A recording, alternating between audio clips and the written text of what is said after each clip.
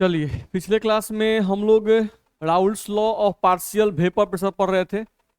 पढ़ाया गया था ना? नहीं, आंशिक वाष्प दाब के लिए राउल्ट का नियम हम लोग पिछले क्लास में पढ़ाए थे आपको। ठीक है, तो उसका फॉर्मूला भी हम लोग बताए थे आपको। बताए थे ना? आंशिक वाष्प दाब के लिए राउल्ट का फॉर्मूला हमको बताए थे। जैसे अगर ए का आंशिक वाष्प दाब निकालना है तो पी ए बराबर पी जीरो ए एक्स से बताया गया था, और पी बी बराबर P zero B X B, ऐसा बताया गया था। नहीं, तो ये सब पॉइंट हम शायद पढ़ाए थे और उस पर आधारित ग्राफ भी शायद खिंचवाए थे आपको।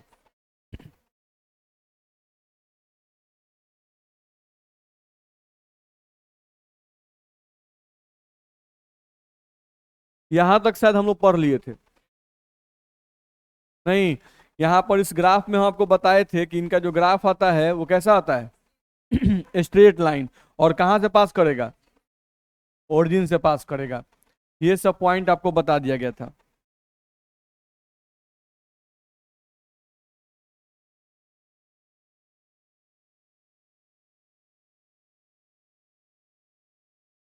इस तरह से हम लोग ग्राफ खींचे थे और सबका मतलब भी समझे थे। ये जो लाइन था वो पी ए का था। ये लाइन क्या जगह था? P A. और ये लो लाइन जो था वो हम लोग किसका था? एक्स ए। नहीं, ये हम लोग का इक्वेशन मैच कर रहा था y बराबर एम एक्स। नहीं, तो y एक्सिस लिख दिए P A, x axis x से, और m क्या है? स्लोप। नहीं, तो स्लोप का वैल्यू क्या दिया हुआ है? पी जीरो ए। ध्यान रखना है। तो ये पी जीरो ए का मतलब क्या है? m तो ढाल है। पी जीरो ए का मतलब क्या बताया गया था? शुद्ध अवस्था में ए का वाष्प दाब, ये हम लोग को बताया गया था। नहीं, पी जीरो ए का मतलब शुद्ध अवस्था में ए का वाष्प दाब। तो किसी भी द्रव्य का शुद्ध अवस्था में जो वाष्प दाब होता है उसका मान क्या होता है? कांस्टेंट। उसका मान क्या होता है? कांस्टेंट होता है। ध्यान रखना है। नहीं, इसीलिए यहाँ पर स्ट्रेट लाइन लिए हुए हो तो स्ट्रेट लाइन का स्लोप भी क्या होता है? कांस्टेंट होता है। यहाँ पर जितना एंगल होगा यहाँ पर भी उतना ही एंगल होगा कि नहीं होगा? यहाँ पर भी अगर एंगल लेंगे तो क्या होगा? उतना ही होगा। नहीं, तो यहाँ पर एम स्लोप है यानी ढाल है, और ढाल के जगह पर यहाँ पी जीरो ए है। ध्यान रखना है। किसको? पी नॉट ए भी बोल सकते हैं, पी जीरो ए भी बोल सकते हैं। उच्चारण कुछ खास स्पेसिफिक नहीं है। हाँ, इसका मतलब जरूर समझ में आना चाहिए कि पी जीरो ए का मतलब क्या होता है। नहीं, तो ये ध्यान रखना होगा कि शुद्ध अवस्था में द्रव्य ए का वाष्प दाब। नहीं, ये ध्यान रखना होगा। सेम वैसे ही इस ग्राफ को भी लोग डील किए थे। ये जो लाइन है आपका पीबी का है, और ये लाइन एक्स बी का है। ये हम लोग को बताया गया था। ये ग्राफ हम लोग को क्या बताता है कि जैसे जैसे एक्स बी का मोल फ्रैक्शन बढ़ेगा वैसे वैसे बी के द्वारा लगाया गया प्रेशर भी क्या होगा? बढ़ेगा। पढ़े थे? नहीं, तो ये सब पॉइंट आपको हम बढ़ा दिए थे। अब चलो आगे पढ़ते हैं थोड़ा सा। देखो तो हम लोग को ध्यान दिया जाए तो हमारे पास टोटल प्रेशर पी एस बराबर क्या था? हमारे पास P A plus P B, यही हमारे पास था। नहीं, अब पी एस बराबर इस पी ए का फॉर्मूला क्या था? P zero A X A plus इसका formula P zero B X B. सही है। अच्छा, पी एस बराबर ये हम लिखे हैं पी जीरो ए, और इस एक्स ए को वन माइनस एक्स बी लिखे तो कोई दिक्कत है? लिख सकते हैं ना, क्योंकि हम लोग जानते हैं पहले से, हम लोग को ये बताया गया है x A plus x B का वैल्यू क्या होता है? मोल फ्रैक्शन ऑफ सॉल्वेंट और मोल फ्रैक्शन ऑफ सॉल्यूट।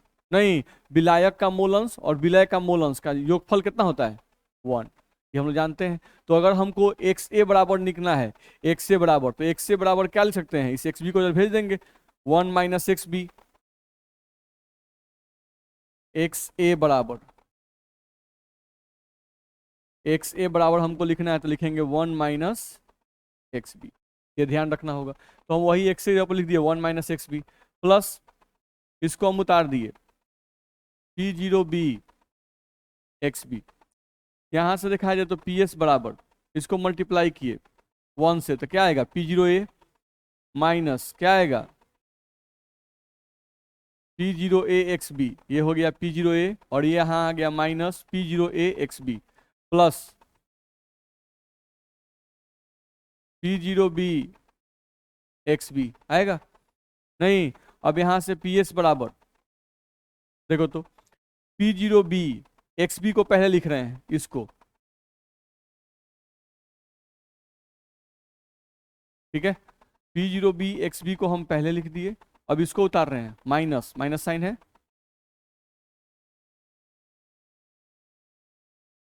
इसको उतार रहे हैं,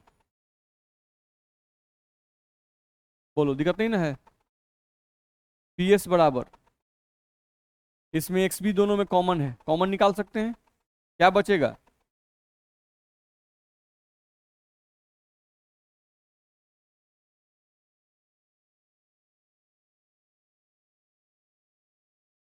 आएगा, इतना में दिक्कत है नहीं। तो हम लोग को अगर देखा जाए तो यहाँ से राहुल साहब ने हम लोग को बताया कि अगर किसी भी लिक्विड सॉल्यूशन आपका दिया हुआ है जिसमें आपका विलायक भी द्रव्य है और विलय भी द्रव्य है, नहीं तो ए का मतलब हम क्या मानते हैं, विलायक, और बी का मतलब क्या मानते हैं, विलय। तो अगर विलायक और विलय दोनों ही आपका अगर द्रव्य है, नहीं तो उस केस में कुल दाब जो होगा, कुल दाब, पीएस मतलब क्या होता है, कुल दाब, कुल दाब जो होगा वो बराबर होगा ए का वाष्प दाब और बी का वाष्प दाब, दोनों का वाष्प दाब जोड़कर कुल दाब निकल जाएगा, यही ना बताया गया था। नहीं, अब ए का वाष्प दाब निकालना है तो उसके लिए सूत्र बताया गया था पी जीरो ए एक्स से, बी का वाष्प दाब निकालना है तो P zero B X B. इसी को हम लोग सॉल्व किए और सॉल्व करके कुल वाष्प दाब का एक और फॉर्मूला हम लोग निकाल दिए कुछ इस फॉर्म में।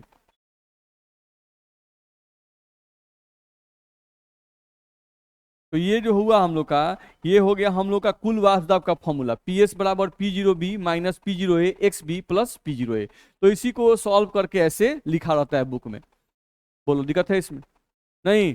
अब थोड़ा ध्यान से देखो,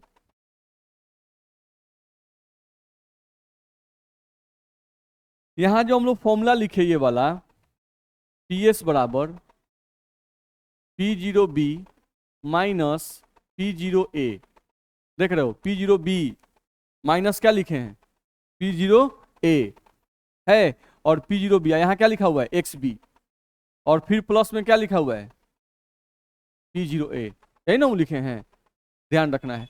अच्छा, इसी इक्वेशन को हम लोग चाहते तो ऐसे भी तो लिख सकते थे, ये इक्वेशन हम लोग कैसे आया, हम लोग एक्स के जगह पर क्या मान लिए थे, वन माइनस एक्स बी, नहीं अगर हम एक्स को नहीं मानते, हम एक्स बी को मान लेते वन माइनस एक्स से, क्या मान लेते इसको, वन माइनस एक्स से। तो यही जो फॉर्मूला आता पीएस का वो कुछ इस तरह का आता, जहां जहां बी है वहां क्या कर देना है, ए, बस हो गया।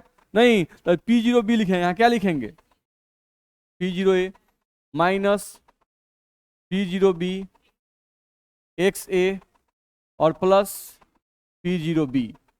तो ये भी फॉर्मूला हम लोग का बुक में मिल जाता है, ध्यान रखना है। नहीं तो ये डिपेंड करता है, नहीं कि आप एक्स ए के जगह पर वन माइनस एक्स बी रखे हैं कि एक्स बी के जगह पर वन माइनस एक्स रखे हैं। अगर एक्स बी के जगह पर वन माइनस एक्स रखिएगा तब ये वाला आएगा, नहीं और अगर एक्स ए के जगह पर वन माइनस एक्स बी रखे हैं तो आपको ये वाला आएगा, बोलो दिक्कत है इसमें नहीं। ये पॉइंट ध्यान रखना है।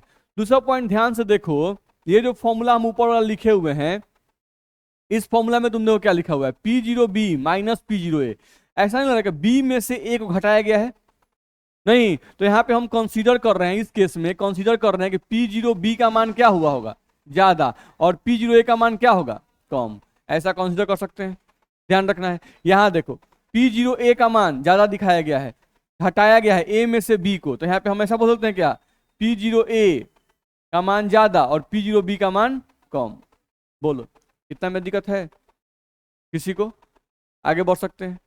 चलो अब देखो, तो किसी एक इक्वेशन का हम ग्राफ खींचना चाहते हैं, जैसे हम लोग एक फॉर्मूला लिख रहे हैं, वही फिर से पी एस बराबर हम लोग फॉर्मूला एक को लिख रहे हैं, P zero B minus P zero A bracket, यहां पर आ गया एक्स ए और प्लस यहां पर आ गया पी जीरो ए।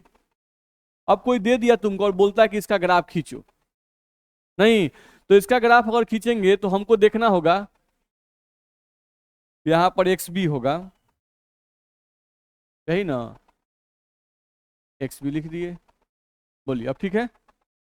चलिए ध्यान दीजिए, अब इस इक्वेशन का कोई ग्राफ हमको खींचने के लिए कहा कि भाई इस इक्वेशन का ग्राफ खींचना है, नहीं तो देखना होगा कि भाई मैथ के किस इक्वेशन से मैच करता है, नहीं तो जब हम लोग मैच कर रहे हैं तो हम लोग को मिल रहा है क्या कि y is equals to M x plus C, ये y is equals to M x plus C से मैच कर रहा है, नहीं ध्यान रखना है। तो y is equals to M x plus C जो हम लिखे हैं ये भी क्या है, इक्वेशन ऑफ स्ट्रेट लाइन, लेकिन क्या ये ओरिजिन से पास करेगा क्या?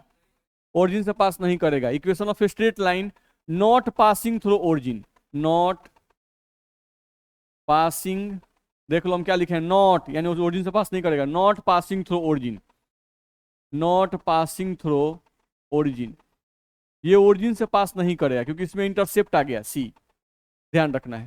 ठीक, तो इसका ग्राफ भी स्ट्रेट लाइन आएगा। देख सकते हो वाई एक्सिस के जगह पर क्या दिया गया है, पीएस, नहीं एक्स एक्सिस के जगह पर क्या है, X B, mole fraction of B, और स्लोप के जगह पर क्या है, ये पूरा लाइन, नहीं है क्या, स्लोप के जगह पर ये है, और इंटरसेप्ट की जगह पर क्या है, P0A, ध्यान रखना है, दिक्कत है इसमें। तो मान लो इसका ग्राफ हमको खींचना हुआ, अब तुमको ध्यान से समझना होगा, P0B शुद्ध अवस्था में B का वाष्प दाब, P0A शुद्ध अवस्था में A का वाष्प दाब, इनका मान कांस्टेंट होता है कि चेंजेबल होता है? कांस्टेंट होता है। कोई भी द्रव्य अगर शुद्ध अवस्था में है तो उस केस में नहीं, उसका वाष्प दाब क्या होगा, कांस्टेंट होगा, एक निश्चित ताप पर, एक निश्चित दाब पर, ध्यान रखना है। टेम्परेचर फिक्स है नहीं, हम लोग का प्रेशर फिक्स है, तो एक निश्चित ताप और दाब पर एक द्रव्य का शुद्ध अवस्था में वाष्प दाब क्या होता है, फिक्स होता है, ध्यान रखना है। तो इसका वाष्प दाब फिक्स है, इसका वैल्यू फिक्स है, इसका वैल्यू फिक्स है, नहीं ध्यान रखना है, इसका वैल्यू फिक्स है। चेंज कौन करेगा, एक्स बी मतलब बी का मोल अंश, नहीं बी का मोल अंश का मतलब बी की मात्रा, नहीं तो इसमें जो कुल दाब है, कुल दाब, ये कुल दाब का मान P0B पर निर्भर करेगा, P0A पर निर्भर करेगा, P0A पर निर्भर करेगा, XB पर निर्भर करेगा, XB पर निर्भर करेगा, ध्यान रखना है। तो यहां पे हम लोग बोल सकते हैं कि यहां PS का मान XB पर निर्भर करेगा, ये ध्यान रखना होगा, निर्भर करेगा। ठीक, तो यहाँ पे ध्यान रखना, जो PS का मान है वो हम लोग किसके मान पर निर्भर करेगा, XB के मान पर निर्भर करेगा। अच्छा मान लेते हैं, नहीं इसमें अगर देखा जाए तो हम लोग यहाँ पर माने हुए हैं, यहाँ पर हम लोग माने हुए हैं कि P0B का जो वैल्यू है वो क्या है, ज्यादा है, किससे, P0A से। तो ऐसे ही वैल्यू कुछ मान लेते हैं, नहीं यहाँ पे हम लिख देते हैं माना कि, ऐसे ही कुछ मान लेते हैं, मानना कि P0B का वैल्यू मान लेते हैं 5, नहीं और P0A का वैल्यू ऐसे ही मान लेते हैं कुछ 3, ऐसे ही कुछ कंसीडर कर लिए, नहीं एक का वैल्यू क्या मान लिए 5, एक का वैल्यू क्या मान लिए 3, ठीक है। अब इस इक्वेशन में उस वैल्यू को पुट करते हैं, नहीं अगर इस वैल्यू को पुट किया जाए तो देखो तो ये इक्वेशन क्या बनेगा, PS बराबर यहां पर क्या रखेंगे 5 माइनस 3 कितना आ जाएगा, 2XB आएगा, नहीं ये हो गया 2 और ये आ गया XB, अब प्लस में कितना हम लोग का P0A, तो P0A का मान माने है ना 3, यही आया कि नहीं आएगा, आएगा, इतना में दिक्कत है नहीं। तो आप इसको देखिए तो हम लोग का ये y equals to M x plus C match कर रहा है कि नहीं कर रहा है, y equals to M x plus C. अब XB का मान आप चेंज करते जाइए, यहाँ पर ये y का काम कर रहा है, ये कौन सी काम कर रहा है, y का, ये 2m का, और ये XB x का, प्लस ये c का। ठीक, अब हमको इसका ग्राफ खींचना होगा, कोई बोल दिया इसका ग्राफ खींचना है, नहीं तो हम ग्राफ खींच सकते हैं, नहीं हम XB का वैल्यू चेंज करते जाएंगे, हमको अपने आप मान मिलता जाएगा, ध्यान रखना है। जैसे मान लो इसी का हमको ग्राफ खींचना है तो हम यहाँ खींच के देखते हैं साइड में, ऐसे हमको पता है कि भाई ये स्ट्रेट लाइन का ग्राफ है और ये ग्राफ ओरिजिन से पास नहीं करेगा, कहां से पास करेगा, कहां से पास करेगा, 3 से, बोलिए कुछ बोल रही है, बोलो, यहाँ पे y equals to M x plus c लिखे हैं तो ग्राफ स्टार्ट कहाँ से होगा, 3 से, इंटरसेप्ट से स्टार्ट होता है। वैल्यू रख के देखो, हम यहाँ पर मान लेते हैं PS, सॉरी हम यहाँ पर वैल्यू मान लेते हैं PS और यहाँ पे मान लेते हैं XB, ठीक है, और ऐसे हम लाइन खींच दिए, ऐसे खींच दिए, ठीक। अब XB का मान, XB का मान, तो XB क्या है, मोल फ्रैक्शन, मोल फ्रैक्शन विलायक का हो या विलय का हो कभी भी 1 से ज्यादा नहीं होगा, 1 से कम होगा। तो मान लो इसका वैल्यू 0.1 मान लेते हैं कि XB का वैल्यू जो है वो कितना है 0.1, तो जब XB का वैल्यू 0.1 यहाँ रखोगे तो उसमें PS का मान कितना आएगा, अच्छा 0 से पहले रखते हैं ज्यादा बढ़िया रहेगा, 0 से स्टार्ट किया जाए, नहीं XB का मान क्या रखो 0। अब अगर XB का मान तुम 0 रखते हो तो ये भी 0 होगा, नहीं, तो पी एस बराबर कितना आएगा 3, यानी ग्राफ स्टार्ट कहाँ से होगा 3 से, ध्यान रखना है। नहीं, अब एक्स बी का मान तुम रख दो 0.1, तो अगर 0.1 रखेंगे तो 2 गुना 0.1 कितना आएगा 0.2, ये आ गया 3 तो कितना आएगा 3.2, तो यहाँ पे हम लिखेंगे पी एस का मान 3.2।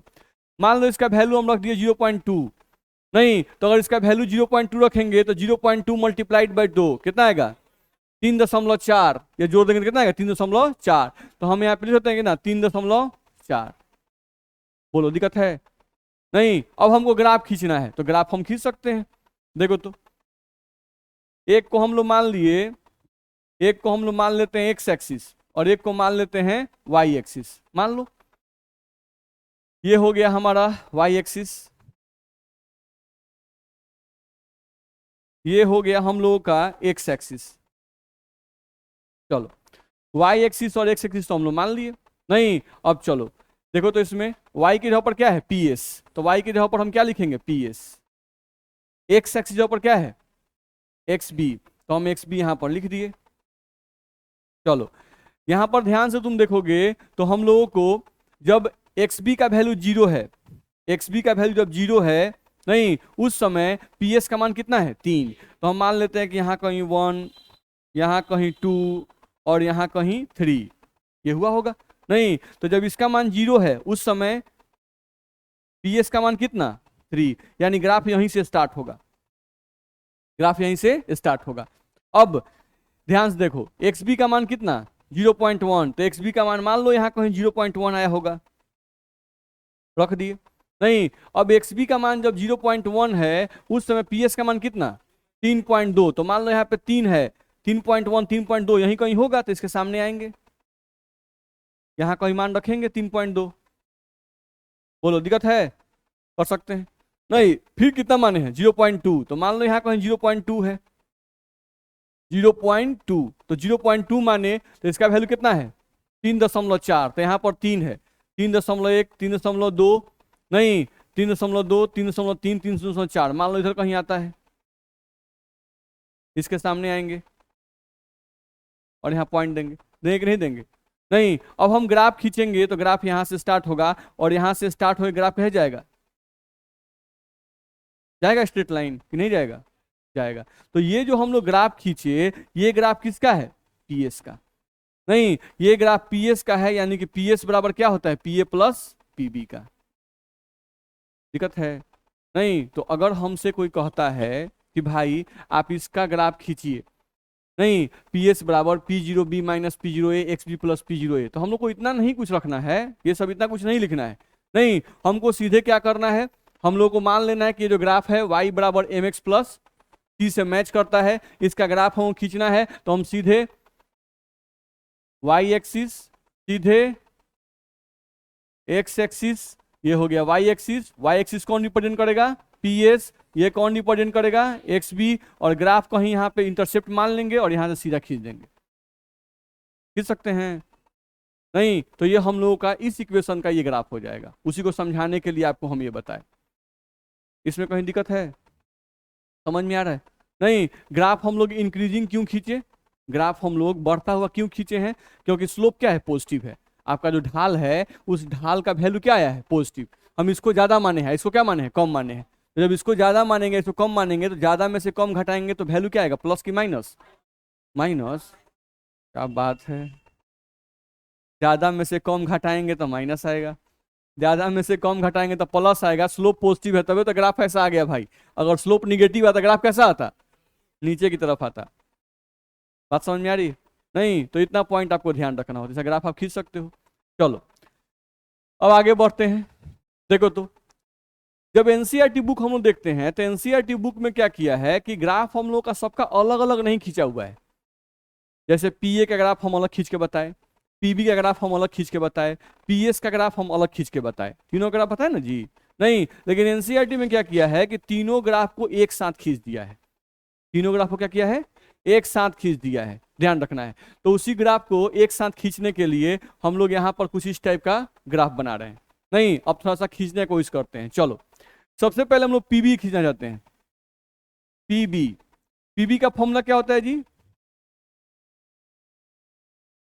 P0B XB। अच्छा, ये किस इक्वेशन से मैच करता है? MX। यानी इसका ग्राफ खींचेंगे तो ओरिजिन से पास करेगा कि नहीं पास करेगा? करेगा। इसका ग्राफ ओरिजिन से पास करेगा और स्ट्रेट लाइन होगा। तो इसका ग्राफ हम खींचते हैं। मानते हैं कि ये वाला जो है, ये वाला, ये हम लोग क्या है, ओरिजिन है। किसके लिए? ये वाला हमारे लिए ओरिजिन है। ओरिजिन किसके लिए? बी के लिए। नहीं, क्योंकि हम इसका ग्राफ खींच जाते हैं। तो यहाँ पर इस पॉइंट पर, ये बताओ, इस पॉइंट पर एक्स बी का मान कितना होगा? 0। इस पॉइंट पर एक्स बी का मान कितना होगा? 0। ठीक है, तो एक्स बी का मान 0। तो उस केस में पी बी का मान भी कितना होगा? 0। यानी ग्राफ यहीं से स्टार्ट होगा। जब इसका मान 0 ले रहे हैं तो इसका मान भी 0 आ रहा है, ध्यान रखना है। नहीं, क्योंकि यहाँ 0 रखेंगे तो मल्टीप्लाई करके 0 वैल्यू आएगा, तो पीबी का मान 0, यानी ग्राफ यहीं से स्टार्ट होगा। तो ग्राफ यहाँ से स्टार्ट करो। यहाँ से स्टार्ट करते हुए ग्राफ को हम इधर कोई टच कर दिए, मान लो इधर आ गया हम लोग ग्राफ। ठीक। अच्छा, ये बताओ, इस पॉइंट पर एक्स बी का वैल्यू 0 है। इस पॉइंट पर एक्स बी का वैल्यू 0 है। तो इस पॉइंट पर हम लोग का पीबी का वैल्यू भी क्या है? 0।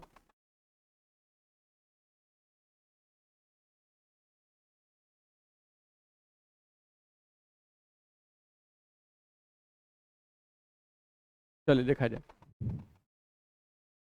इस पॉइंट पर हम लोग का पीबी का वैल्यू भी क्या है? 0। चलो, अब हम लोग अगर ध्यान दें यहां पर तो केयर करो, इधर अब आते हैं।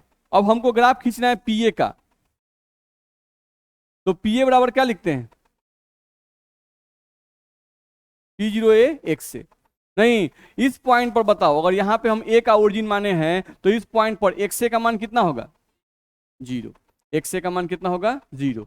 अच्छा, एक्स ए का मान 0 होगा। नहीं, तो पी ए का मान भी कितना होगा? 0। यानी कि अगर इसको हम ए का ओरिजिन माने हैं तो इसका ग्राफ अगर हम खींचेंगे तो इसका ग्राफ हम लोग का इधर कुछ आएगा। आया कि नहीं आएगा? बोलो, दिक्कत है? कर सकते हैं। इधर निगेटिव जाएगा।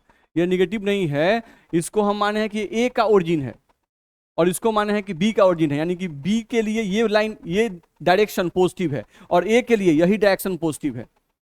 बस में है ना? नहीं, क्योंकि हम यहाँ ओरिजिन माने हैं तो इधर क्या मानेंगे? पॉजिटिव। ठीक। अब चलो ध्यान दो, तो हमारे पास फॉर्मूला क्या है? पी एस बराबर P A plus P B, ये फॉर्मूला है। पी एस बराबर, इसको हम लिखते हैं P0A एक्स ए, और प्लस क्या लिखते हैं? P0B और एक्स बी, ऐसा लिखते हैं। P0A, बोलो, इतना में दिक्कत नहीं है। अच्छा, ये बताओ, इस पॉइंट पर हम एक्स बी का मान 0 रखें। इस पॉइंट पर एक्स बी का मान 0 रखें, तो इसमें एक्स बी का मान 0 रखो। तो पी एस बराबर P0A एक्स ए प्लस क्या कि एक्स बी का मान 0 रखे हैं। हम यहाँ लिख दे रहे हैं कि if X B is equals to 0, तो एक्स बी का मान 0 है तो ये वैल्यू आएगा। अच्छा, ये बताओ कि जब एक्स बी का वैल्यू 0 होता है, जब एक्स बी का वैल्यू 0 होता है, उस केस में एक्स ए का वैल्यू कितना होता है? 1 होता है। X A plus x B का वैल्यू क्या होता है? 1। नहीं, तो जिस समय एक्स बी का मान 0 होगा, एक्स ए का वैल्यू कितना आएगा? 1। यानी अगर इस पॉइंट पर तुम बोल रहे हो कि एक्स बी का वैल्यू 0 है, इसका मतलब एक्स ए का वैल्यू कितना है? 1 है। नहीं, अच्छा, जब एक्स ए का वैल्यू 1 रखेंगे तो पी एस बराबर क्या आएगा? P0A। अच्छा, यानी जब एक्स बी का मान 0 रखते हैं तो एक्स ए का मान 1 होता है। जब एक्स बी का मान 0 रखते हैं तो एक्स ए का मान 1 होता है। जब एक्स ए का मान 1 होगा तो टोटल प्रेशर बराबर हो जाए किसके? P0A के। नहीं, तो टोटल प्रेशर, यानी जब एक्स बी का मान 0, जब एक्स बी का मान 0 हम रखे हैं इस पॉइंट पर, उस समय पी एस बराबर P0 है। यानी कि टोटल प्रेशर का जो ग्राफ होगा वो स्टार्ट कहां से होगा? P0A से, यानी इस पॉइंट से यहां से स्टार्ट होगा। चलो यहां पे आ जाओ। यहां पर तुम क्या माने हो? एक्स ए बराबर 0। हम फिर से लिखते हैं, पी एस बराबर, हमारे पास फॉर्मूला है P0A x A plus P0B x B. अब ये बताओ कि यहां पर एक्स ए का मान 0 है, तो हम यहां लिखें इफ एक्स ए बराबर 0 देन एक्स बी बराबर 1, ऐसा बोल सकते हैं। नहीं, अब इन वैल्यूज को इसमें पुट करो, तुमको पी एस बराबर चला आएगा P0B। पी एस बराबर क्या आ जाएगा, पी जीरो बी। नहीं, यानी जब एक्स ए का मान 0 होगा उस केस में एक्स बी का वैल्यू पक्का 1 होगा, और इस पॉइंट पर यानी एक्स ए के मान 0 पर जो पी एस का मान होगा, टोटल प्रेशर का मान होगा, वो किसके बराबर होगा,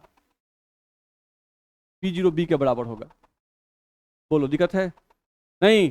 अब हम लोग क्या बोल रहे हैं कि हम एक को नीचे रखें और एक को ऊपर रखें, क्यों? क्योंकि हम ये माने हैं कि शुद्ध अवस्था में ए का वाष्प दाब कम है और शुद्ध अवस्था में बी का वाष्प दाब क्या है, ज्यादा है। अगर हम ऐसा मान लेते कि भाई इसका वाष्प दाब ज्यादा है तो इसको ऊपर करते, इसको नीचे करते। अगर ऐसा मान लेते कि दोनों का बराबर है, दोनों को बराबर रखते। मेरी बात समझ में आ रही है? नहीं, अब हमको पीएस का ग्राफ खींचना है, तो पीएस का ग्राफ हम खींच रहे हैं, तो पीएस का ग्राफ ओरिजिन से पास करें कि यहां से पास करें, यहां से। ध्यान रखना है क्योंकि यहीं से हम लोग ग्राफ स्टार्ट होगा। एक्स बी का मान जब 0 है उस समय एक्स ए का वैल्यू कितना है, 1, और जब एक्स ए का मान 1 है, यहाँ पे हम लिख दें, जब एक्स ए का मान 1 है उस समय पी एस बराबर किसके है, पी एस बराबर है पी जीरो ए के। यानी ग्राफ यहीं से स्टार्ट होगा। जब एक्स बी का मान 0, एक्स ए का मान 1 होगा, और जब एक्स ए का मान 1, इन दोनों वैल्यू को पुट करेंगे, इन दोनों वैल्यू को जब इक्वेशन में पुट करेंगे तो हमारा पी एस बराबर पी जीरो, यानी यहीं से ग्राफ स्टार्ट होगा पी जीरो वैल्यू से। तो यहाँ से मान रहे कि पी जीरो से स्टार्ट हो रहा है, तो यहाँ से हमारा ग्राफ स्टार्ट होगा। स्टार्ट होते होते होते होते इस पर लास्ट जाएगा, ध्यान रखना है। नहीं तो लास्ट इसी पे क्यों इंड किया, क्योंकि यहाँ पर हम लोग का हाईएस्ट एक्स बी पहुंच गया। यहाँ पर एक्स बी कितना था, 0, और एक्स बी का हाईएस्ट वैल्यू कितना हो सकता है, 1। नहीं तो हाईएस्ट वैल्यू तो पहुंचाए, तो हम लोग ग्राफ यहाँ टच किया, और जैसे एक्स बी का वैल्यू 1 होगा, इसका वैल्यू 0 होगा, ग्राफ कहाँ पहुंच जाएगा, पी जीरो बी के पास पहुंचेगा। समझ में कुछ आ रहा है, दिक्कत है? नहीं। अब इसमें नहीं भी समझ में आ रहा है तो कोई दिक्कत नहीं है। नहीं, क्या करना है, आपको कोई कहे कि भाई ए बी और पी एस अगर आप खींचिए, तो आप ऐसा ही कुछ खींच दीजिएगा, एक ओरिजिन से खींच दीजिएगा, दूसरा का ओरिजिन से खींच दीजिएगा, लास्ट में मिला दीजिएगा। कौन ओरिजिन से तो ये पक्का पास करेगा, ये भी पक्का पास करेगा, इन दोनों में तो पॉसिबिलिटी नहीं कि नहीं पास करेगा है। पॉइंट में किसी भी वैल्यू पर होगा ये इक्वेशन, ये वाला, तो ये ओरिजिन से ही पास करेगा, नहीं पास करेगा। कहाँ दिमाग है? y बराबर, यहाँ देखिए तो अगर हम y बराबर, बताइए मैथ क्या ही पढ़ते हैं, y बराबर कोई 3x दे दिया, नहीं तो ये बोल रही हैं सर x का वैल्यू पॉइंट में रहेगा तब। नहीं, x का वैल्यू पॉइंट में कहाँ रहेगा उससे क्या मतलब, अभी पहले को मतलब ग्राफ कहाँ से पास करेगा। y बराबर 3 से ग्राफ खींचना है तो आप कैसे खींचिएगा, x और y का डाटा बनाइएगा। नहीं तो x का मान 0 रखिए तो y का मान भी क्या आएगा, 0। ये तो कंफर्म है कि ओरिजिन से ही पास करेगा। अब आप x का मान रखते जाइए, x का मान 0.1 रखिए, y का मान कितना आएगा वो रखते जाइए, ग्राफ आपका ओरिजिन से पास करेगा, बढ़ता जाएगा। दिक्कत है? चलिए, तो ये आपको ध्यान में रखना है। इतना बात समझ में आया?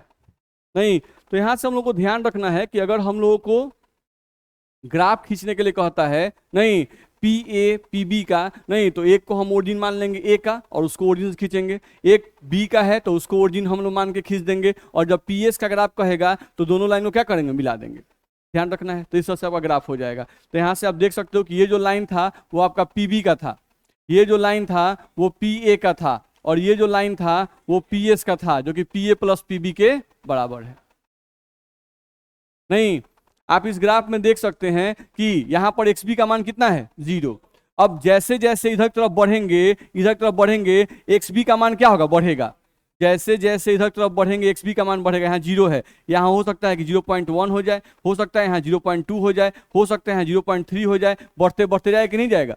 नहीं तो एक्स बी का मान यहाँ 0 है, बढ़ते बढ़ते बढ़ते बढ़ते बढ़ते मैक्सिमम कहाँ तक जाएगा, 1 तक जाएगा। नहीं तो इधर से इधर जब हम जा रहे हैं तो एक्स बी क्या कर रहा है, इंक्रीज कर रहा है। इधर से जब जा रहे हैं तो एक्स बी का वैल्यू जो है वो इंक्रीज कर रहा है। तो जैसे जैसे बी का मोल अंश बढ़ता जाएगा, वैसे वैसे बी के द्वारा लगाया गया दाब का मान भी क्या होगा, बढ़ता जाएगा, बढ़ता जाएगा, बढ़ता जाएगा, बढ़ता जाएगा। बढ़ेगा कि नहीं बढ़ेगा? नहीं, और बी का मान बढ़ते बढ़ते बढ़ते बढ़ते मैक्सिमम कहां तक हो सकता है, ये 1 तक हो सकता है। 1 ज्यादा हो सकता है क्या? नहीं, बी का मान कभी भी 1 ज्यादा नहीं होता। तो बी का मान जब बढ़ते बढ़ते बढ़ते बढ़ते मैक्सिमम 1 तक होगा, उस समय जो सॉल्यूशन, जो इसका ग्राफ होगा बी का, वो बढ़ते बढ़ते मैक्सिमम कहां तक पहुंचेगा, पी जीरो बी तक। कहां तक पहुंचेगा, पी जीरो बी तक पहुंचेगा, उससे आगे तक नहीं हो सकता है। ध्यान रखना है, मेरी बात समझ में आ रही है? दिक्कत है इसमें? नहीं, सेम एज यहां पर आ जाओ, यहाँ पे तुम देखो एक्स ए का मान कितना है 0, लेकिन जब तुम इधर से इधर की तरफ बढ़ोगे, इधर से इधर, तो एक्स ए का वैल्यू क्या हो रहा है,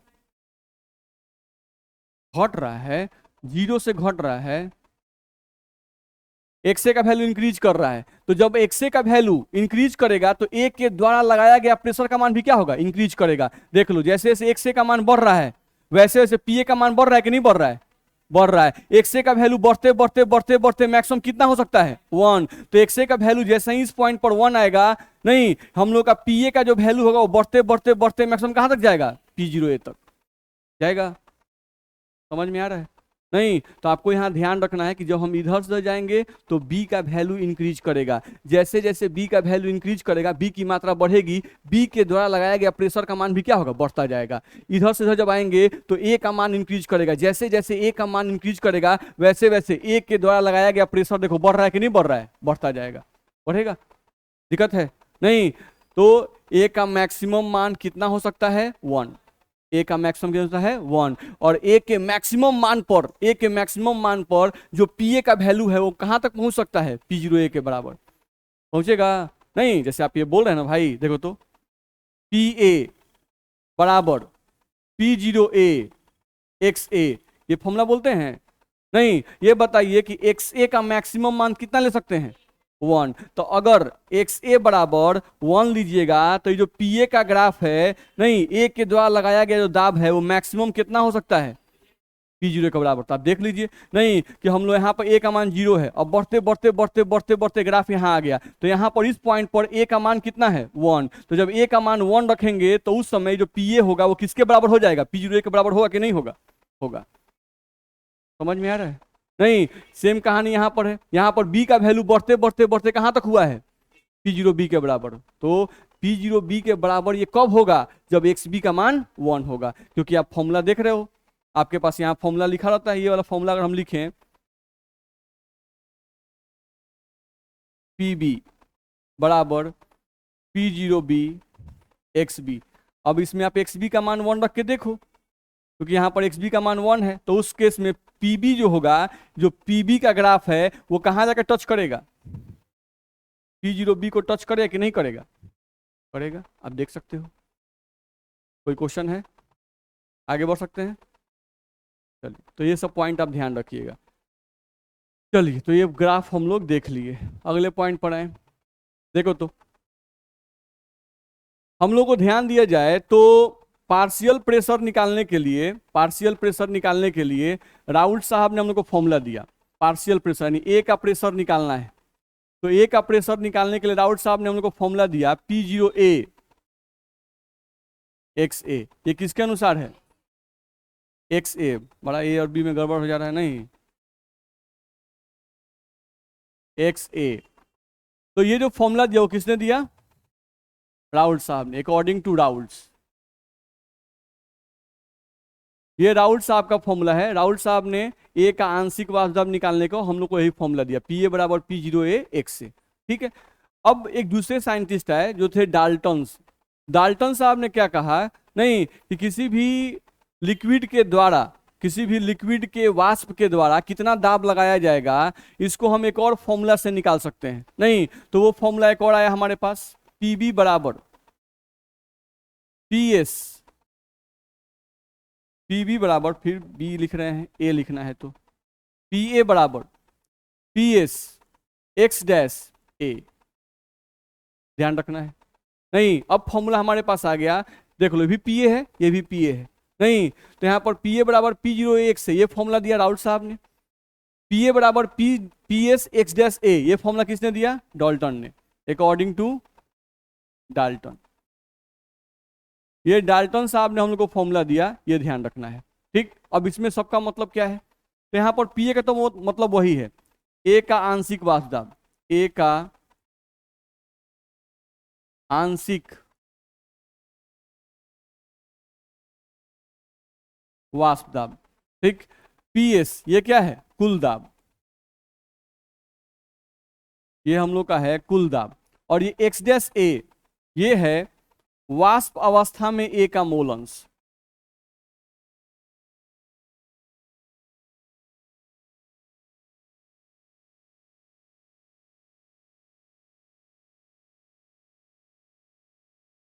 ये है वाष्प अवस्था में ए का मोल अंश। इस फॉर्मूला में तुम देखोगे अगर तो पी ए का मतलब वही है, ए का आंशिक वाष्प दाब। नहीं, पी जीरो ए का मतलब तुम जानते हो, शुद्ध अवस्था में ए का वाष्प दाब।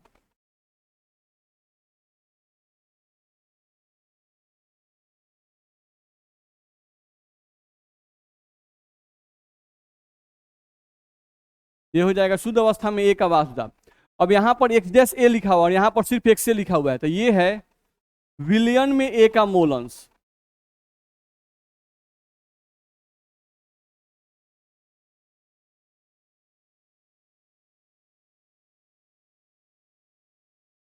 ये आपका है विलियन में ए का मोल अंश। समझ में आ रहा है?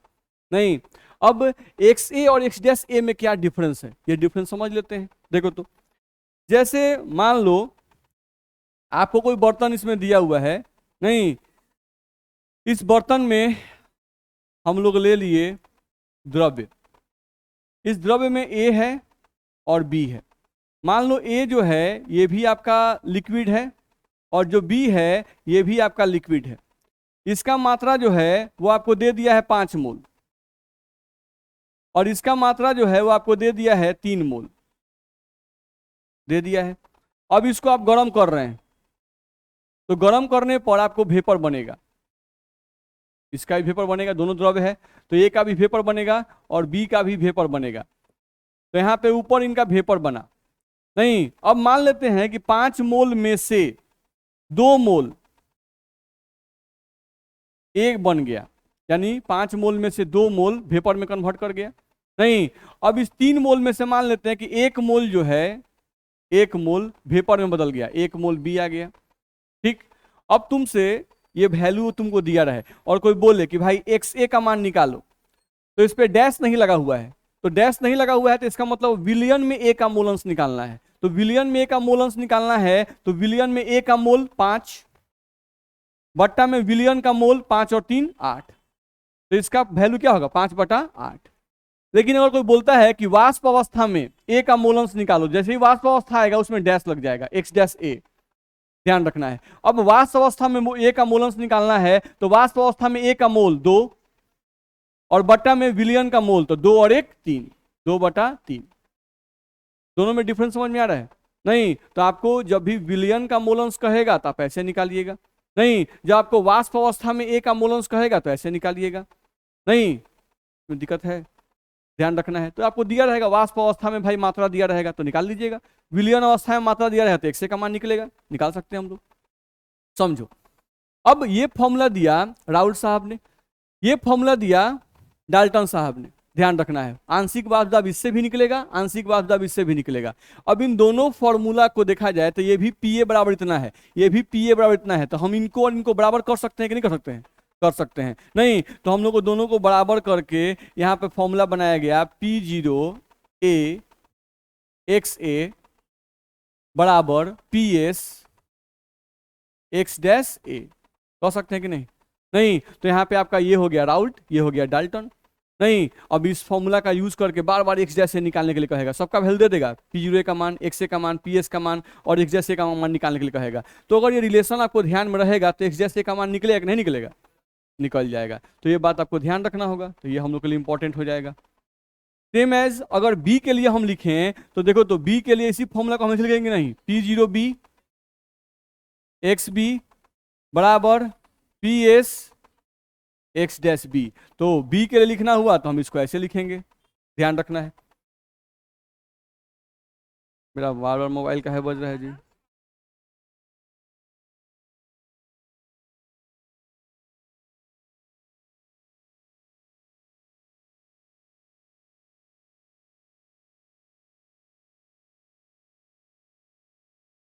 चलिए, इतना में दिक्कत है, आगे बढ़ सकते हैं। तो ये पॉइंट आपको ध्यान में रखना होगा। चलो, अब उसी पे आधारित कुछ क्वेश्चन हम लोग को दिया रहता है, नहीं, उसी पे आधारित कुछ क्वेश्चन हम लोग को दिया रहता है, उन क्वेश्चंस को हम लोग बना सकते हैं। जैसे इस क्वेश्चन को बनाने की ट्राई कीजिए, तो ट्राई कीजिए क्वेश्चन को एक बार।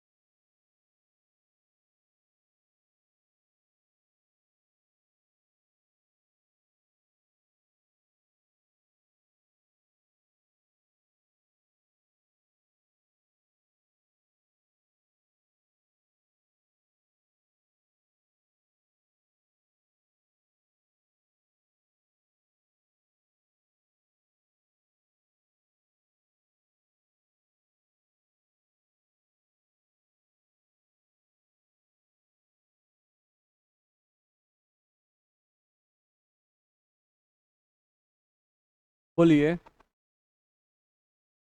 135 शुद्ध अवस्था में मिथाइल अल्कोहल का बता रहे हैं कि इथाइल अल्कोहल का? किसका 135? मिथाइल अल्कोहल का 135, इथाइल अल्कोहल का?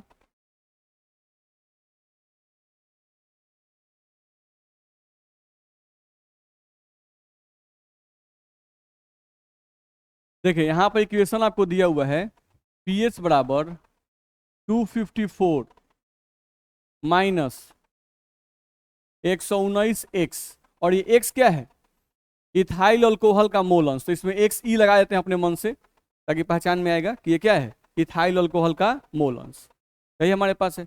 आपके पास जो लिक्विड है वो कौन कौन है? मिथाइल अल्कोहल और इथाइल अल्कोहल, यही ना दो लिक्विड है जी।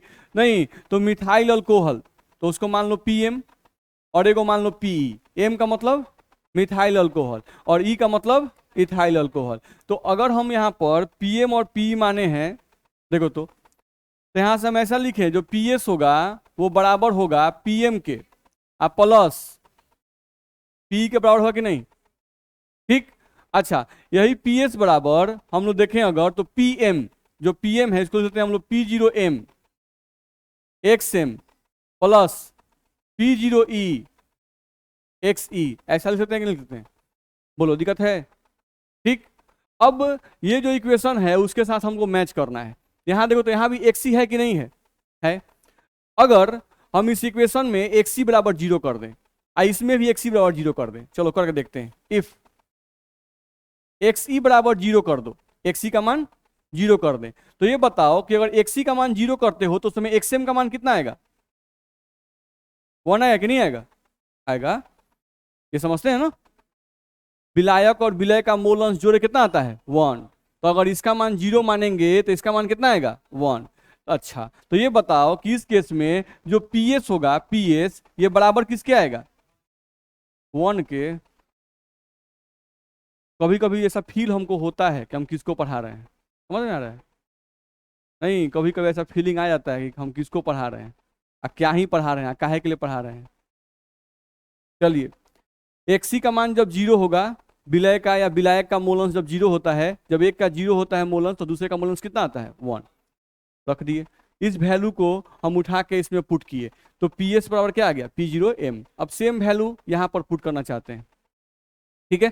चलो, पीएस बराबर, ये उतर गया 254 माइनस 119, और एक्सी का मान कितना रखे हैं?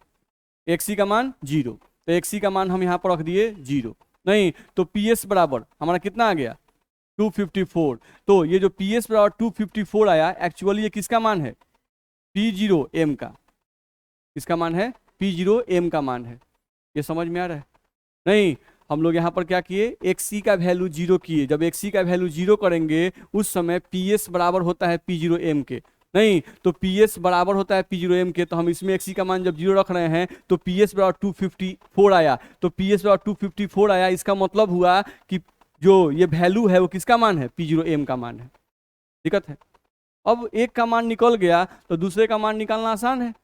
जब एक का मान निकल गया तो दूसरे का मान निकालना आसान है। अब क्या करते हैं, नाउ देखो तो हमारे पास इक्वेशन यही है, 254, सॉरी पीएस बराबर यहाँ पे है 254 माइनस 119 एक्सी। ठीक। अब एक इक्वेशन में हम ये मान के बनाए, अब हम क्या मान लेते हैं? एक्सी का वैल्यू क्या मान ले? 1। एक्सी का वैल्यू 1 मान ले। चलो, तो एक्सी का वैल्यू अगर 1 मानते हैं, नहीं उस वैल्यू को यहाँ पुट करें, पीएस बराबर, तो ये हो जाएगा 254 माइनस 119, एक्सी का मान क्या माने हैं? 1। तो पीएस बराबर यहाँ वैल्यू कितना आएगा? घटा के बताइए। 135, 135। तो हमको पीएस का वैल्यू कितना आ गया? 135। तो ये जो 135 वैल्यू आया, ये किसका मान होगा? P0E का होगा। नहीं, क्योंकि आप इक्वेशन देख लो, इसी इक्वेशन में थोड़ा यहाँ ध्यान दो। अगर इस इक्वेशन में XC का वैल्यू हम 1 रखेंगे तो उस केस में बताओ XM का मान कितना रखना पड़ेगा? 0। अगर XC का वैल्यू 1 रखेंगे, XM का वैल्यू 0 रखेंगे, तो ध्यान से वैल्यूज को उठा के इसमें पुट करो, फिर से आपका PS बराबर क्या आ जाएगा? आएगा नहीं, यानी कि जैसे ही एक्स सी का वैल्यू 1 यहाँ पुट कीजिएगा, अब इसको सॉल्व करने के बाद जो पी एस का मान आएगा वो पी एस का मान किसके बराबर होगा? पी जीरो ई के बराबर होगा। नहीं तो हमारा वैल्यू आएगा कि नहीं आएगा? आएगा। मेरी बात समझ में आ रही? नहीं तो इस तरह से आपका पी जीरो एम का वैल्यू भी निकल गया और पी जीरो ई का वैल्यू भी निकल गया। नहीं, और यही आपका दोनों आंसर होगा। दिक्कत है? नहीं तो इस टाइप का क्वेश्चन आपका एनसीईआरटी में दिया हुआ है। ठीक है, तो आपको एनसीईआरटी के क्वेश्चन बनने आना चाहिए। इसमें कहीं दिक्कत तो बोलिए। क्या नहीं समझ में आया? हमेशा पहले एक बात ध्यान रखिए, सबसे पहला बात ये ध्यान रखिए, अगर हमारे पास ये सॉल्यूशन का इक्वेशन है, इस इक्वेशन में आप जैसे ही एक का मोलंस 0 कीजिएगा, दूसरे का मोलंस क्या आएगा? 1। अब इस वैल्यू को जैसे ही इसमें पुट कीजिएगा, इन वैल्यूज को जैसे ही से पुट कीजिएगा, पूरे देखिए, एक्स सी का मान 0 पुट कीजिए, 0 हो जाएगा। एक्स एम का मान 1 रखिए तो पी एस बराबर क्या आएगा? P zero M. यानी कि दिमाग में ये क्या रखना है कि अगर हम इन वैल्यूज को एक्स सी का मान 0 और एक्स एम का मान 1 रखेंगे तो जो पी एस का जो भी मान आएगा वो पी जीरो एम के बराबर हो जाएगा। नहीं तो हम क्या किए, यहां आ जाइए, पहला इक्वेशन उठा के इसे पुट किए, हम एक्स सी का मान क्या कर दिए? 0। जैसे ही एक्स सी का मान 0 करेंगे, इस इक्वेशन को सॉल्व करके जो भी पी एस का मान आएगा, इस इक्वेशन को सॉल्व करके जो भी पी एस का मान आएगा वो मान पी जीरो एम के बराबर होगा। तो हम जैसे ही एक्स सी का मान 0 पुट किए, हमको इक्वेशन को सॉल्व करके जो पी एस का मान आया वो कितना आया? 254। तो वो पी एस का मान किसके बराबर होगा? पी जीरो एम के बराबर। चलो अब हम लोग एक्स सी का मान 0 रखे, एक्स एम का मान 1 रखे, तो पी एस बराबर पी जीरो एम आ गया। ठीक, अब हम इसी को पलट रहे हैं, एक्स सी का वैल्यू 1, एक्स एम का वैल्यू 0। नहीं, अब अगर हम इस वैल्यू को फिर से इस इक्वेशन में पुट करें तो अब पी एस को सॉल्व करके जो वैल्यू आएगा वो किसके बराबर होगा? पी जीरो ई। तो इस वैल्यू को उठा के आप इसमें पुट कीजिए।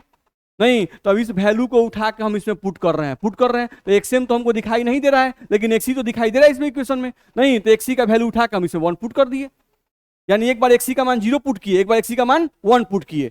जैसे ही एक्सी का मान 1 पुट किए, नहीं जरूर एक्सी का मान 1 रखने पर, एक्सी का मान 1 रखने पर जो पीएस का जो भी मान आएगा वो पी जीरो ई के बराबर होगा। तो एक्सी का मान 1 रख रहे हैं तो पीएस को सॉल्व करके जो मान आएगा वो किसके बराबर होगा? पी जीरो ई के बराबर। समझ में आ रहा है? नहीं तो आपको बस केयर करना है, बैठिए। नहीं, दो चीजों पे हम लोग को ध्यान रखना है, जब भी इक्वेशन वाला क्वेश्चन दिया है, नहीं तो इसको हम लोग इस तरह से सॉल्व करके बना सकते हैं। अब इसी का दूसरा तरीका भी है बनाने का, जैसे इसी क्वेश्चन को हम लोग ऐसे बना सकते थे। देखो तो कैसे, जैसे इक्वेशन दिया हुआ है, तो जब भी इक्वेशन वाला क्वेश्चन दिया रहे तो आपको ऐसा ही इक्वेशन एक अपने से बना लेना है। बना लेते हैं। देखो तो हम लोग पी एस बराबर ये लिखे तो कोई दिक्कत नहीं ना है। पी एस बराबर आई, इसको ऐसे लिखा जाए, पी जीरो एम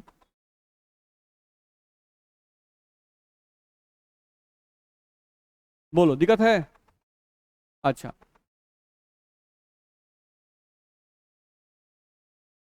ये एक्सएम लिखे हैं, बोलना जी, कोई दिक्कत है इसमें? इसको ऐसे तो कोई दिक्कत है?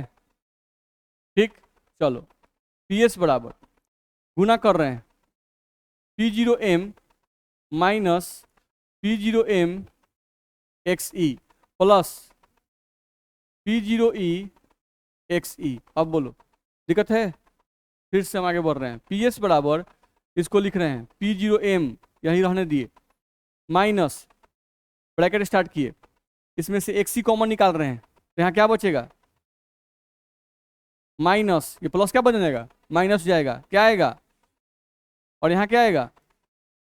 दिक्कत है? अब ध्यान से देखो, ये जो इक्वेशन हम बनाए और यहाँ जो इक्वेशन दिया हुआ है वो मैच कर रहा है। P S P S, P zero M के जगह पर क्या है? 254, तो यहीं से डायरेक्ट निकल गया पी जीरो एम बराबर 254। ये हमारा एक आंसर आ गया। फिर इसको, इस पूरे को इसके बराबर करेंगे, यहाँ भी जो एक्स है वो किसके बराबर है? एक्स सी। तो देख लो ये माइनस, तो यहाँ भी माइनस है। फिर 119 की जगह पर ये पूरा वैल्यू है और एक्स सी, तो चलो इन दोनों को बराबर करो, यानी हम यहाँ करेंगे माइनस 119 एक्स ई बराबर माइनस 119 एक्स ई बराबर, उसके जगह पर पूरा लिखो, minus P zero m minus P zero e x e. बोलो, यहां से एक्स ई को एक्स ई से काट दो, माइनस माइनस काट दो, यहां बच गया 119 बराबर P0M का मान ऊपर से निकल चुका है 254 माइनस P0E, P0E का मान निकालो, इधर जाएगा 254 माइनस कितना हो जाएगा 119, वैल्यू कितना आएगा, दिक्कत है। तो इसी क्वेश्चन को बनाने का ये भी तरीका है।